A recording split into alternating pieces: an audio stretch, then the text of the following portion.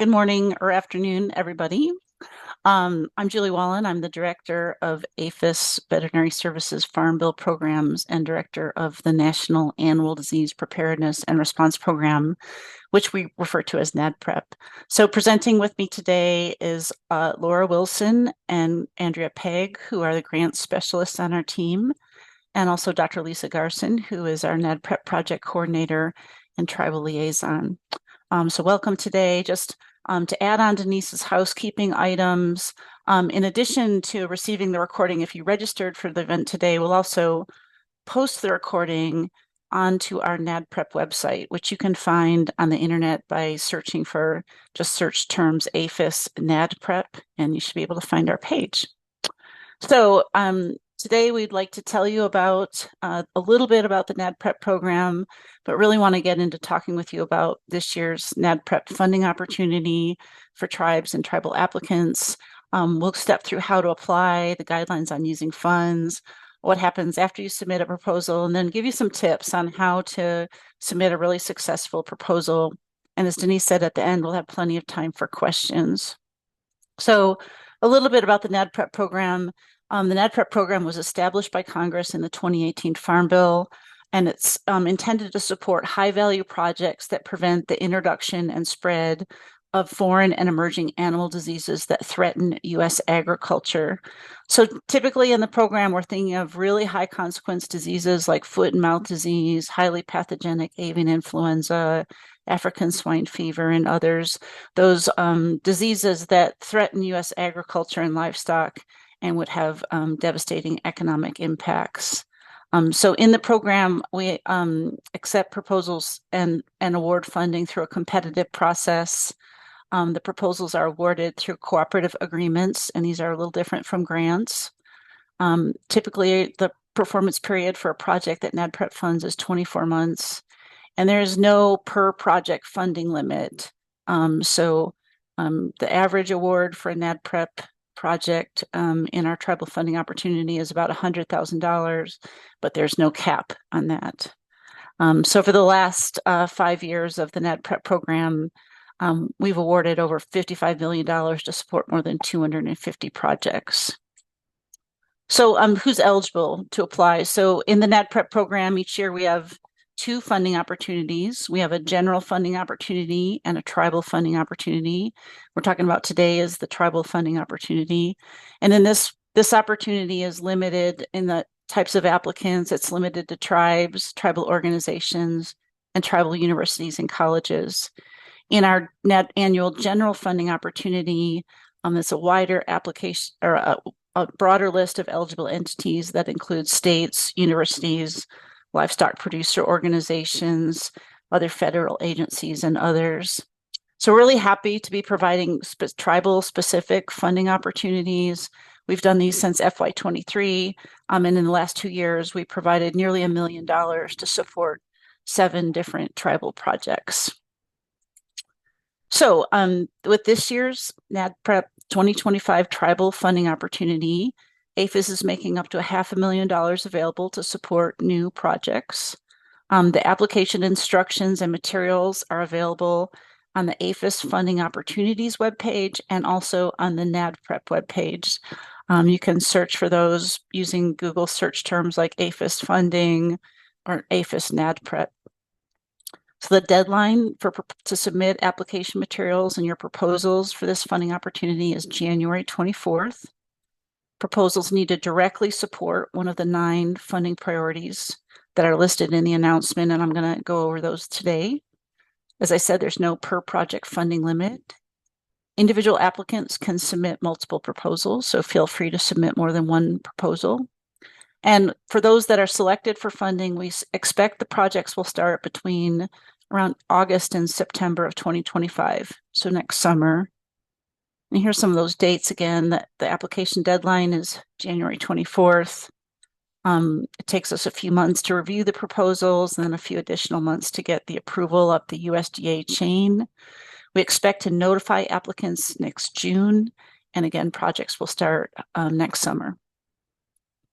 So now I want to talk with you a little bit about the funding priorities and the types of projects that NADPRP will fund. So this year's funding priority topics, we have 9 categories of projects in which we're seeking to support.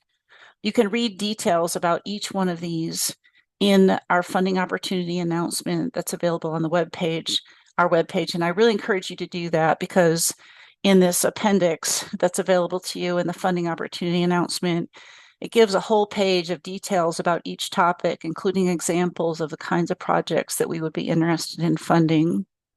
So just to step through these, in the NADPRP program, we really support and like to fund projects that help states and tribes to develop and enhance and exercise their animal disease emergency response plans. We also fund many projects related to helping improve livestock and poultry biosecurity and prevent the entry of diseases onto farms and other premises that hold livestock. We support projects that enhance capabilities for depopulation, carcass disposal, and decontamination in the event of a high consequence animal disease outbreak. We support projects that will help support animal movement decisions in the event of an animal disease outbreaks, and also those kinds of projects that help support animal disease traceability in an outbreak. In the NADPRP program, we fund a lot of projects that are linked to providing outreach and education to livestock owners, poultry owners, to help them understand how to prevent disease, how to prepare for diseases, and how a disease response would happen should there be an outbreak of a high consequence disease. This also includes things like early detection of diseases and reporting diseases. We fund also projects related to developing and delivering training and exercises to animal ag sector responders, and that includes training and exercises to producers and to livestock owners. We have 2 species-specific areas for this year's NADPRP funding opportunity. We're directing funding towards projects that will enhance aquatic animal disease preparedness and response. Those are any kind of aquatic species, finfish, shellfish, and so on. And also projects to enhance equine animal disease preparedness and response. So again, I don't want to take too much time today to dive into these, but if you're thinking of submitting a proposal, I really encourage you to look at the funding opportunity announcement. There's an Appendix 1 in the back of that document, and it describes a lot of details about each of these topics, including examples. So regardless of the topic, we are always looking to fund projects that address significant known gaps and problems and areas of concern related to foreign and emerging animal disease prevention, preparedness, and response. We seek funding for projects that are based on scientifically sound information, that might build on existing tools or techniques and build on findings from projects that we've previously funded in the NADPRP program, and also projects that address the needs of high-risk, underserved, non-traditional, niche, and hard-to-reach audiences. And one more thing to note, and you can kind of glean this from the priorities, but in the NADPRP program, we use the Animal Health Protection Act's definition of livestock, which is pretty expansive. The definition is all farm-raised animals, and that absolutely includes bison, aquatic species, horses, as well as traditional livestock species like cattle, pigs, poultry, sheep, and so on. So just keep that in mind. All right, so that's just an introduction. I'm going to turn it over now to Laura Wilson, who's our grant specialist, and she's going to step through how to apply for NADPRP funds. So there you go, Laura. Thank you. Yeah, thanks, Julie. All right, next slide, please. So for applying for NADPRP funds, USDA uses a system called Easy Fed Grants to manage our cooperative agreements and grants. So if you think that you will ever apply for any Farm Bill funding, we strongly encourage you to do the following pre-work right away to avoid any obstacles or delays during the application process. First, you should be sure to register for a SAM.gov account. This process could take up to 2 weeks for your account to show up in federal systems, which is why we encourage these steps to be taken ahead of time. Also, please note in SAM.gov, there's a mandatory requirement in addition to registering, which is to complete the Financial Assistance Certification Report or Representation and Certification. Once you've completed those steps, you then have the information you need to create a login.gov account. The last step is to then establish an Easy Fed Grants account to be able to apply for the opportunity. Just a few friendly reminders. If you're a new applicant, please refer to the How to Apply for APHIS Funding Getting Started webpage for more information. Also, just to reiterate, the SAM.gov is a little behind on processing tickets, and the current turnaround is around 2 weeks. So we highly recommend to register in SAM.gov right away. And the reason we stress getting these steps done early is because almost every year we have an applicant who calls us frantic on the last day to apply, and either someone in their organization is out of town and they were the only person selected as the certifying official to fully submit the application, or someone waited until the last week to get their SAM.gov set up and it didn't fully process in time. And unfortunately, we have no ability to help these folks during those types of situations. And it's sad to see potential applicants not able to apply. Next slide. So just another friendly reminder and reiteration of the deadline to submit your application is January 24th, 2025. And we cannot stress enough again to get started early with your access to the necessary systems to allow for any obstacles or delays that may occur with your access. Next slide. Okay, your application package will consist of 4 documents. 2 of these documents, the work plan and the financial plan, will be completed as an upload or as an attachment. You will upload those as a PDF in your application in Easy Fed Grants. The other 2 forms, the SF424 and 424A, are completed directly in Easy Fed Grants. Next slide. We highly encourage applicants to use the work plan template that can be found on the NADPRP website. We strongly encourage that the template be used. The work plan is the body of your proposal, and the template gives detailed instructions for all the required information to include in your work plan. If the template is not used, all information requested in the template must still be included with the proposal and should align with the review criteria. You will need to convert the work plan to a PDF to upload into Easy Fed Grants. Next slide. The financial plan template can also be found on the NADPRP website. The template is an Excel file and steps you through how to lay out your budget. The work plan objectives should align with the financial plan, as well as keeping in mind that the cost categories or budget categories will also need to match up to the standard form 424A. It's important to ensure that the budget amounts are all aligned and consistent between the work plan, financial plan, SF424, and SF424A. The objectives are broken out into separate columns in an effort to easily remove objectives and amounts effectively if reviewers decide not to fund certain objectives. And this document will also need to be converted to a PDF to be uploaded into Easy Fed Grants. Next slide. Calculating indirect costs. If you're planning to claim indirect costs, the Farm Bill NADPRP federal funding legislation states that all eligible applicants can claim no more than 10% of indirect costs on the total project costs. If you're an applicant that has other cooperative agreements with USDA APHIS with different guidance on how to calculate your costs, that's because it is under a different appropriations bill.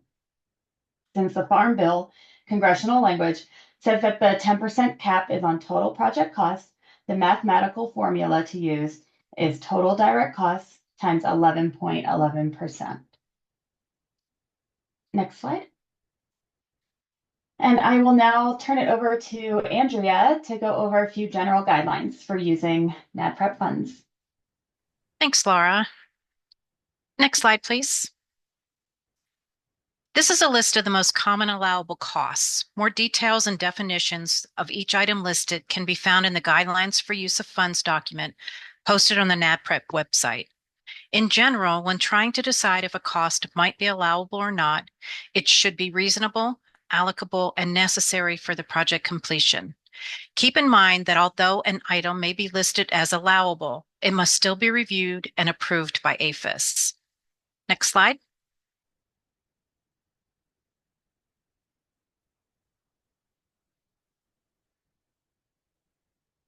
Next slide.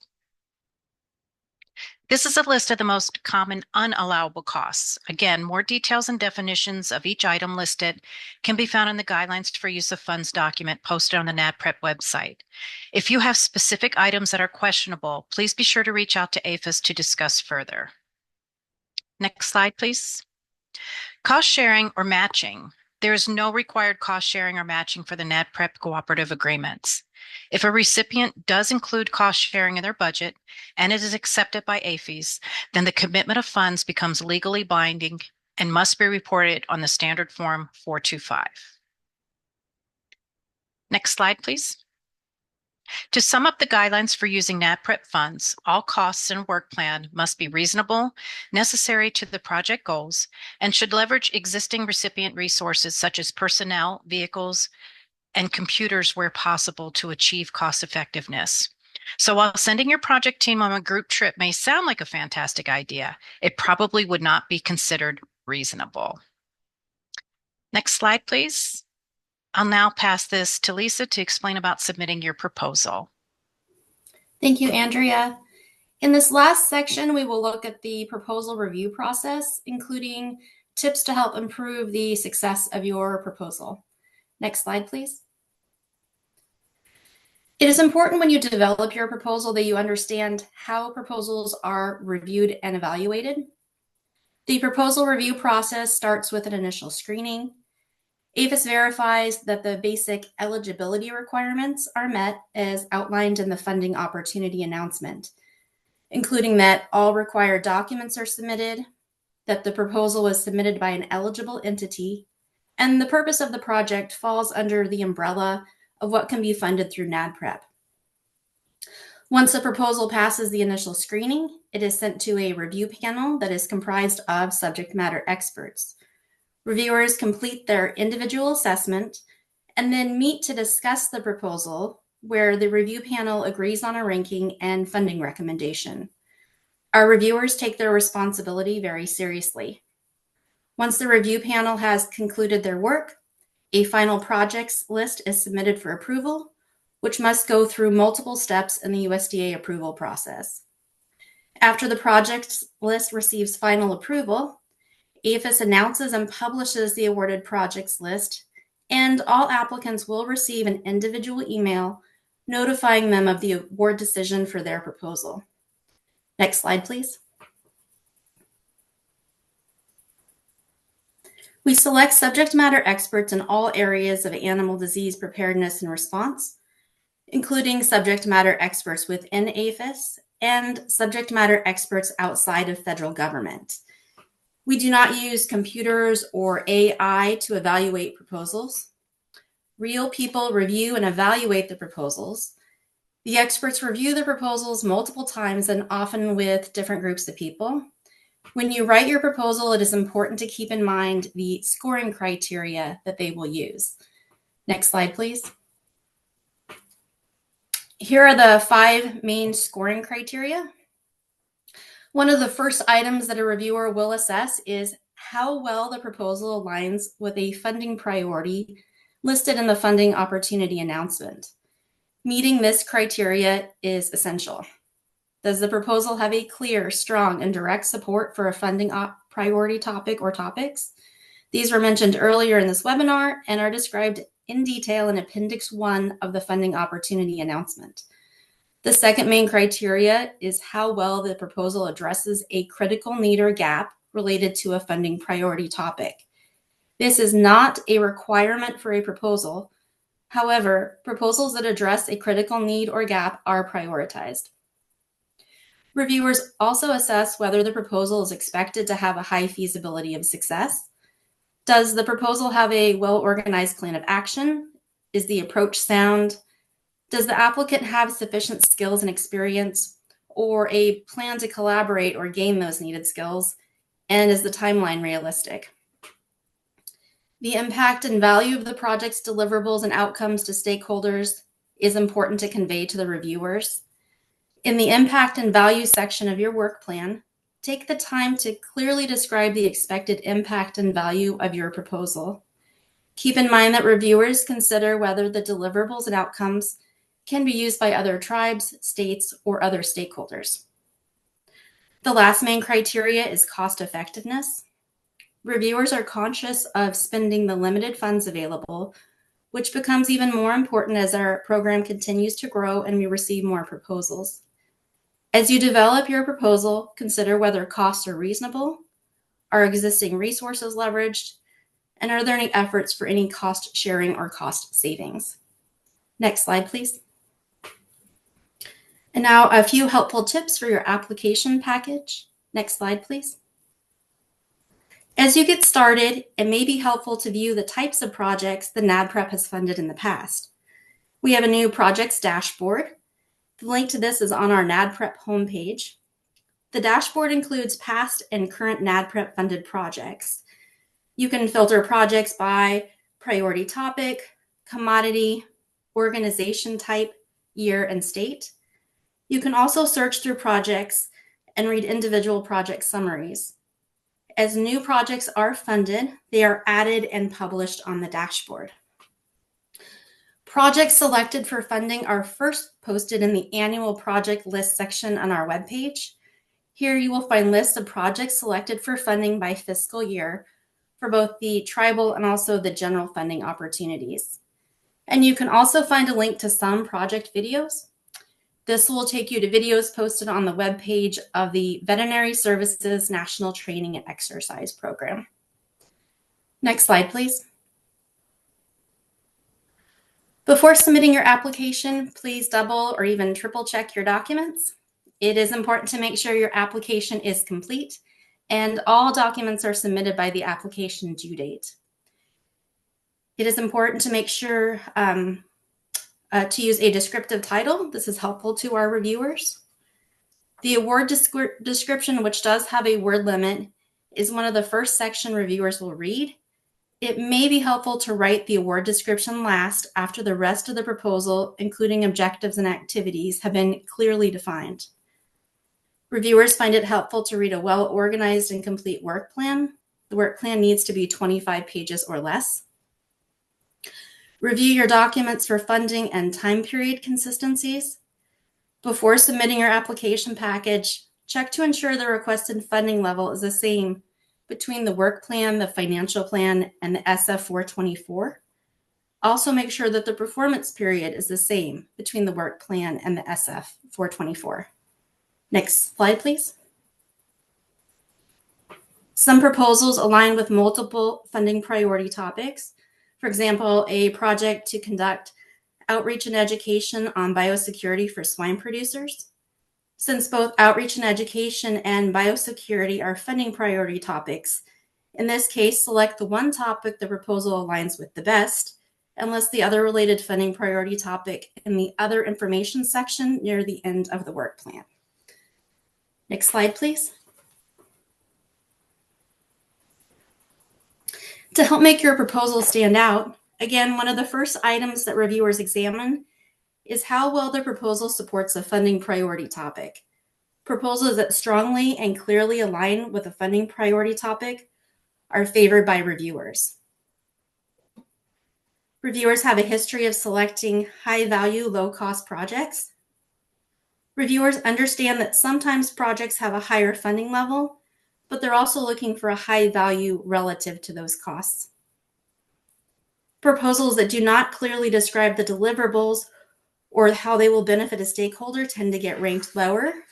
Make sure objectives and deliverables are clearly described and how a deliverable will benefit or be shared with stakeholders. Reviewers like to see collaboration and consultation with different stakeholders and experts who may help a project succeed.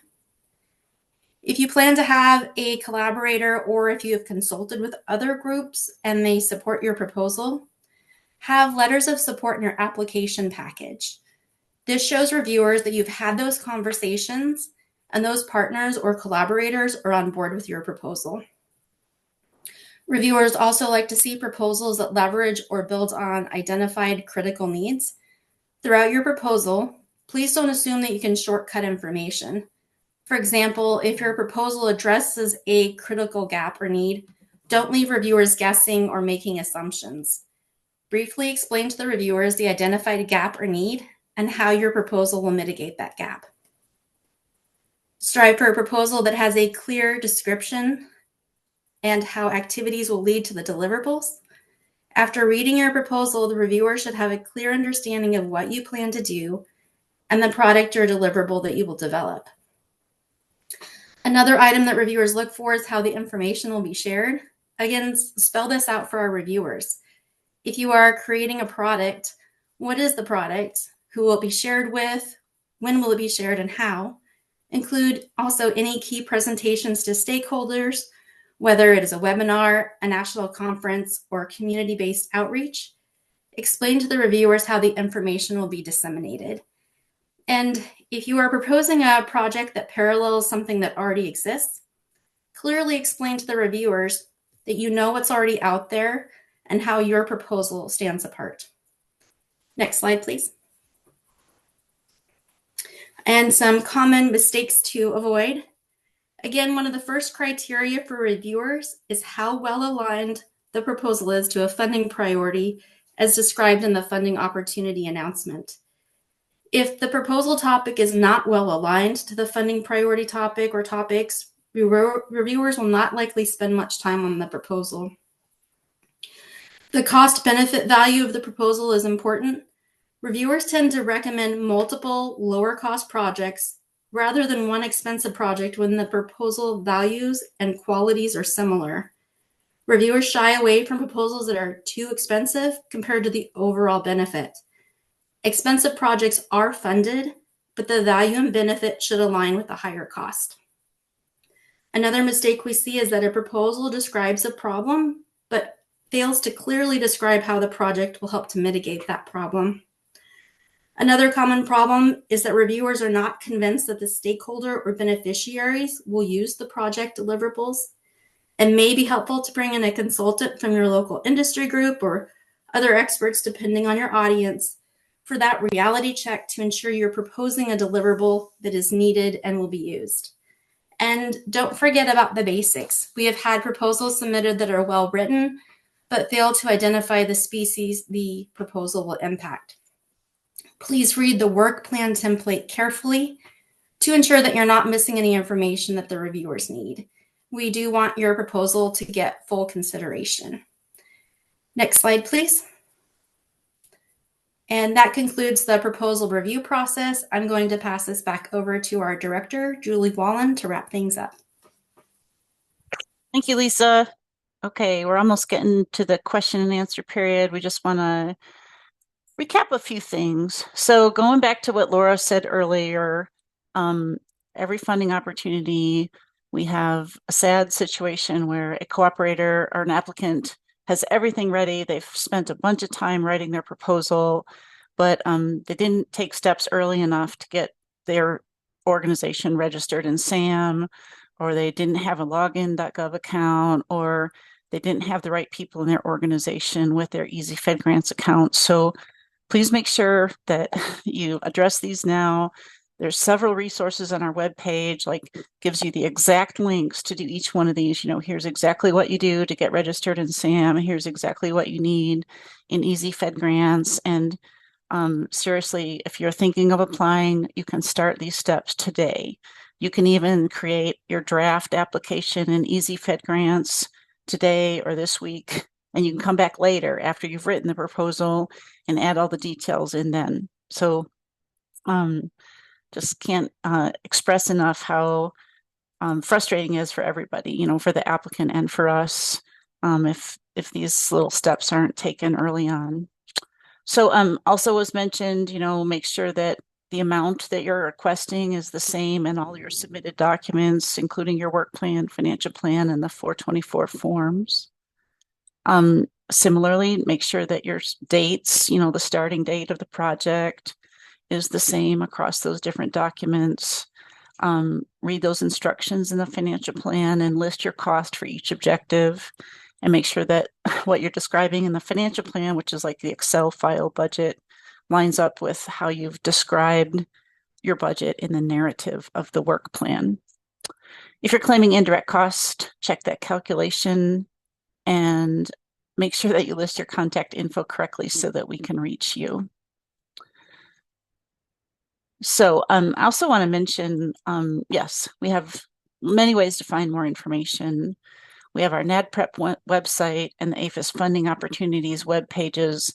Both those pages will link you to this important link shown in the middle, which is the NADPRP Tribal Funding Opportunity information page.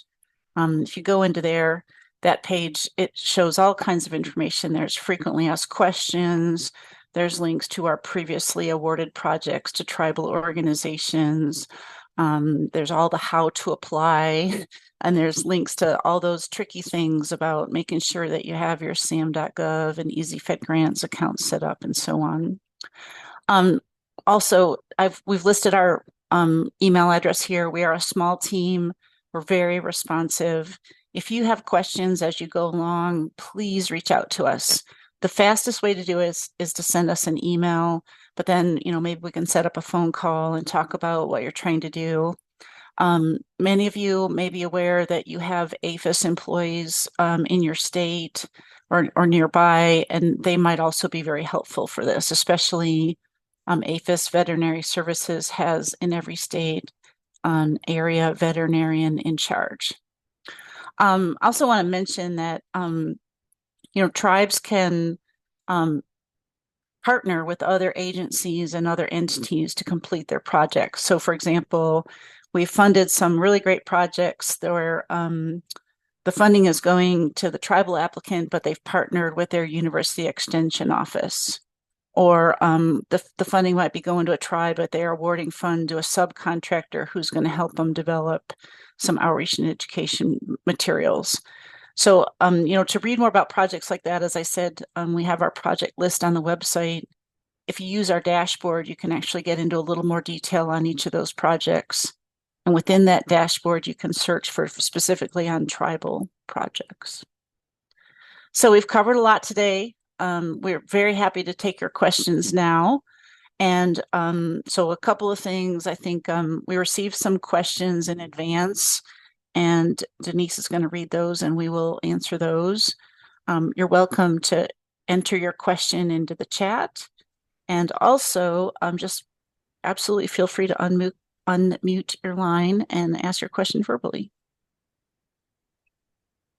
Thank you, Julie. There's right now, see no questions in the chat box, but one of the questions that came in through registration is, can this funding be used for brainstem removal and analysts for CWD? Yeah, I would say no. That sounds like a project that the question was if it can be used for brainstem removal for CWD. That just sounds like routine diagnostic testing for CWD, and NADPRP funding is typically not used for just routine diagnostic testing to test whether animals are or are not diseased.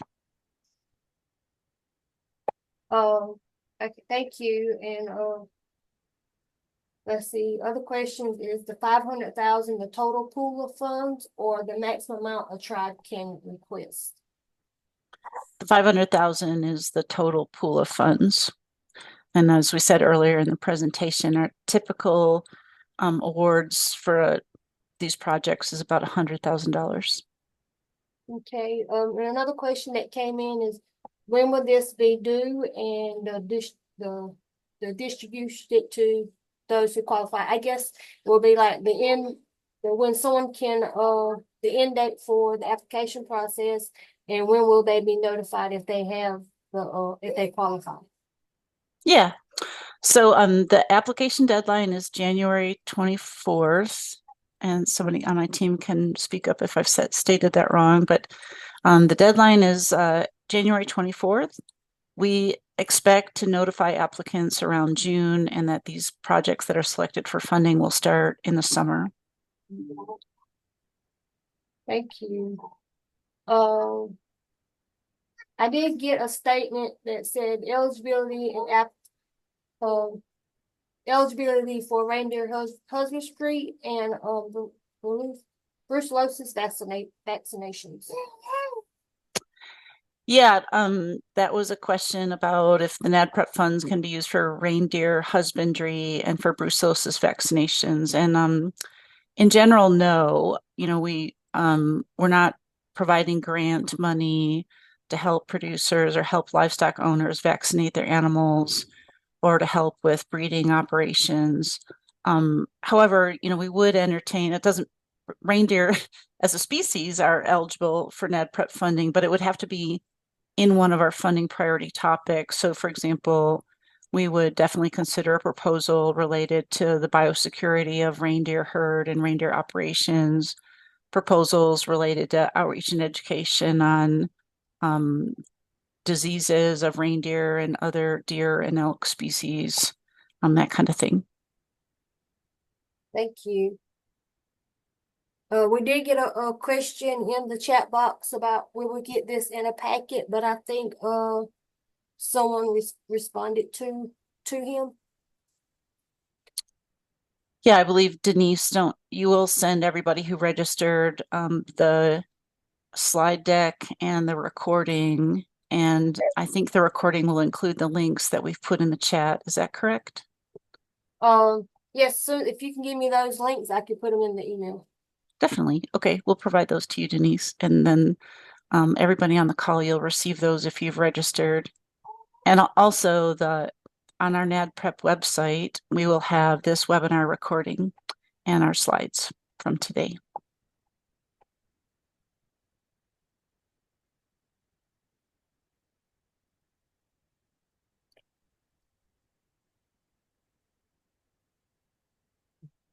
So I'm not seeing any other questions. And we'll hang on for a few minutes in case anybody wants to unmute their line or add a question to the chat. But in case you have questions later, by all means, email us, reach out to us at that vs.nadprep@usda.gov address.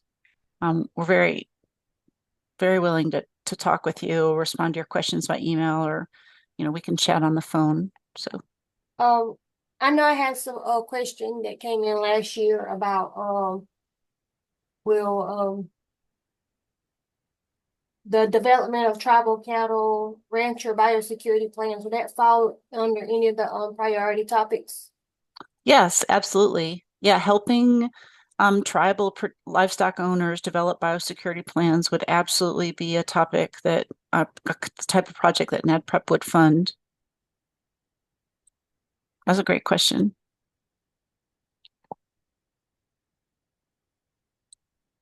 Is this a one-time funding?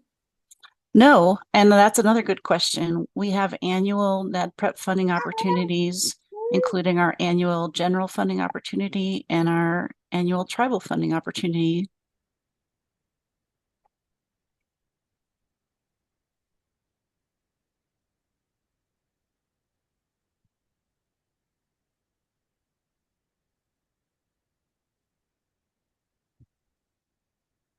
Thank you, Julie. And the grandbaby says thank you too. Thank you. Excellent. If we don't have any more questions at this time, I'm going to stop the recording.